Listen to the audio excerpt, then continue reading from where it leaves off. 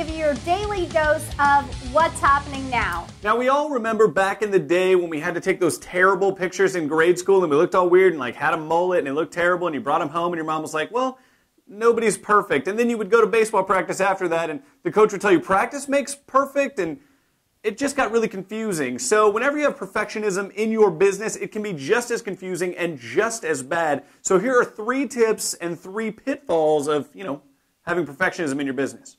Well, first up is the biggest thing that perfectionism normally causes is procrastination. And I don't know about you guys, but I don't need any help on procrastinating. The problem is when you want to do something perfect, you get really caught up in the details, and details cause a lot of procrastination because you're stuck. You can't move on to the next thing. Sometimes just getting it done is better than not doing anything at all. Next up is going to be stress, having to deal with buyers, sellers, lenders, title, insurance.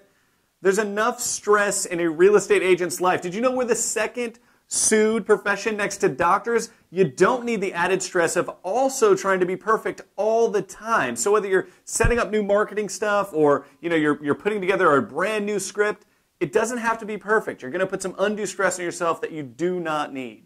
Well, and if you get past the stress and you move forward, number 3 is risk. We've all been told before, if you don't take a risk, you won't get any reward.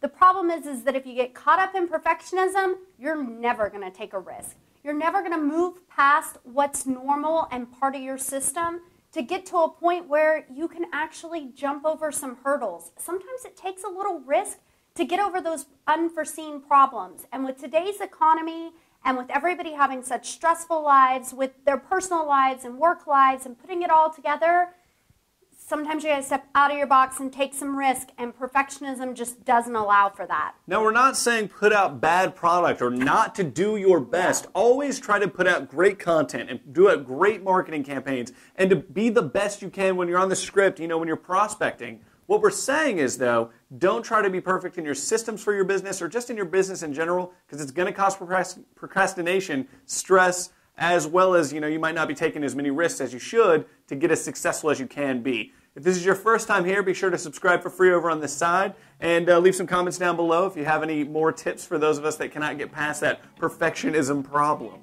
Hey, you don't have to be perfect in your comments, so check us out on Facebook, follow us on Twitter, and you can even hang out with us on Google+. Bye, guys. I suck at bowling, so.